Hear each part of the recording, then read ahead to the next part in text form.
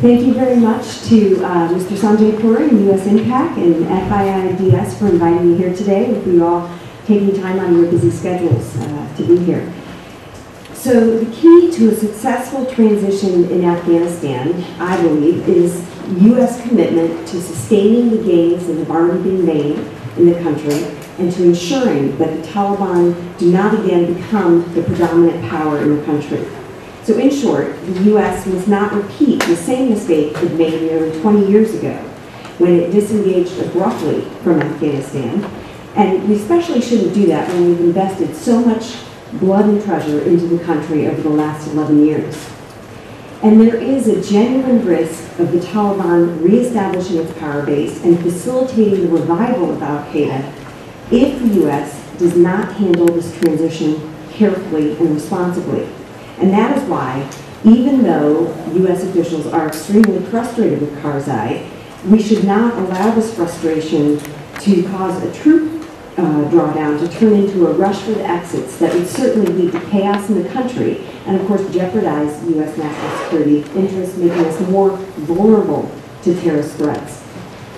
So, as Michael mentioned, there's been a great deal of discussion about the number of troops that will be left in Afghanistan post-2014.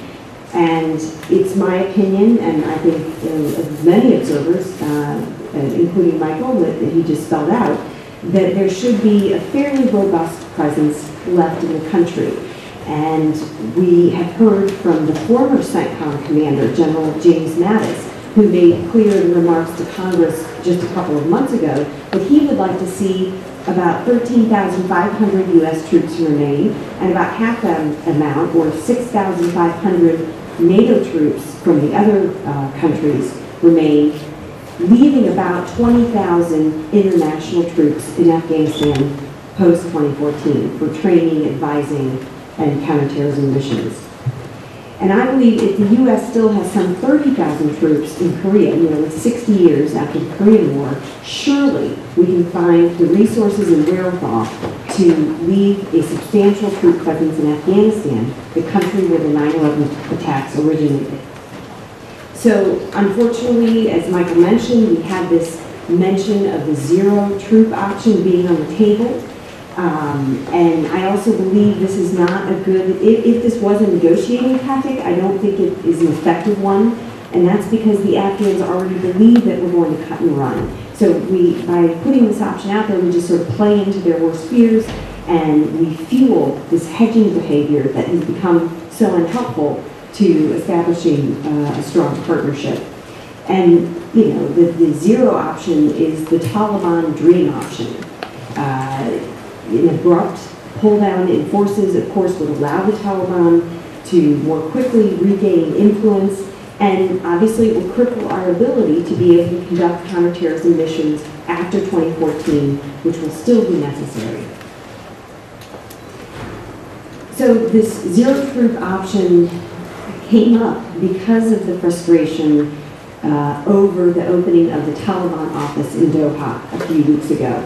And I think the U.S. administration blundered this situation. It looked as if they had sent a delegation, rushed a delegation to Doha to meet with the Taliban separately without the presence of the Afghan government. And it seemed to be playing into the hands of the Taliban, whose long-sought objective is to cut the Karzai administration out of these talks. And the second problem was the Taliban scored a public relations victory. They raised their flag, the flag that represented their 5-year rule in Afghanistan in the late 90s. And this all frustrated Karzai badly and forced him to pull out of the bilateral security agreement talks, thus fulfilling another Taliban goal, which is to drive a wedge between the U.S. and Afghan governments. So I think Karzai's frustration with the U.S. Looking as if it's talking unilaterally to Taliban is understandable. However, his decision to pull out of the security talks certainly was not beneficial, and I think it's like him cutting off his nose to spite his face. He himself knows that maintaining an international troop presence in Afghanistan post-2014 is essential to the stability of the Afghanistan state.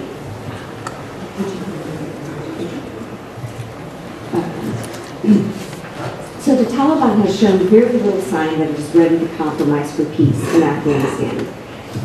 They appear to believe they are winning the war in Afghanistan and simply need to wait out U.S. and NATO forces.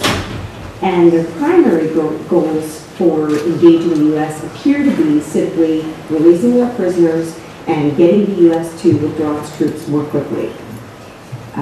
Moreover, we have not seen any letdown in the violence, which would help prepare an environment conducive to talks.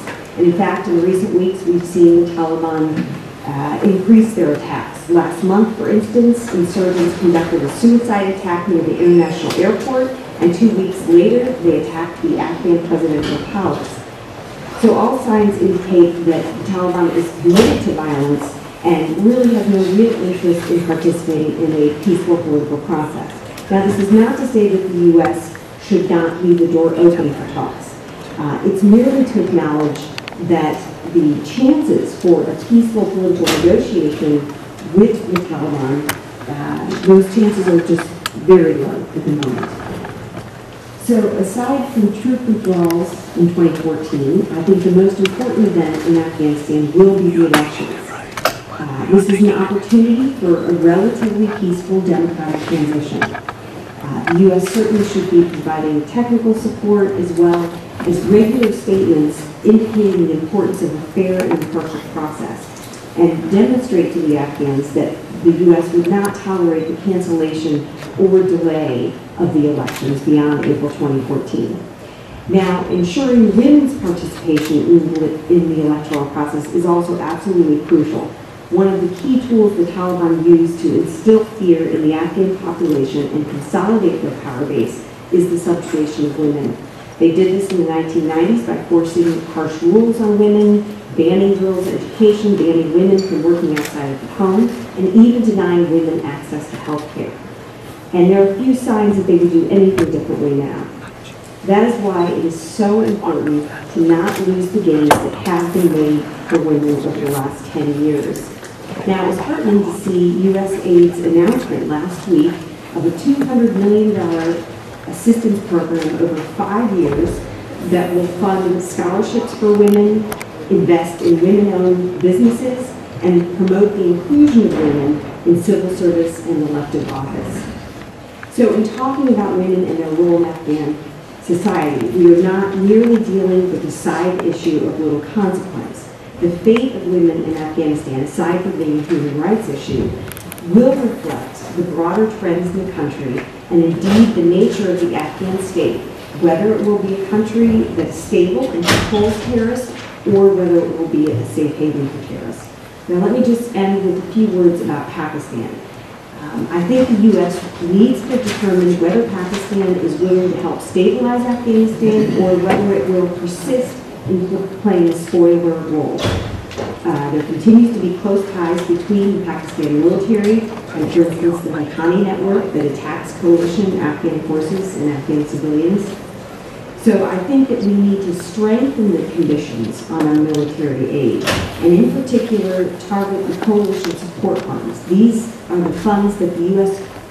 Reimburses the PAC military for having some 150,000 troops stationed along the border. But my point is, if those troops are not focusing on cracking down on the most dangerous terrorist network in the region, then there's a little point to having them there. So we've already provided about $10 billion in coalition support funds over the last decade to Pakistan, and it's time that we start conditioning those funds on Pakistan cracking down on the Haqqani network. And in fact, these provisions are contained in the fiscal year 2014 National Defense Authorization Act legislation. They're contained in the version that passed the House in early June. So the hope is that this language will stay in the bill. So just to recap, as difficult as the job may be, it is essential that the U.S. will engage in Afghanistan militarily, diplomatically, financially. It would be short-sighted to ignore the perilous consequences of the U.S. turning its back on this pivotal country.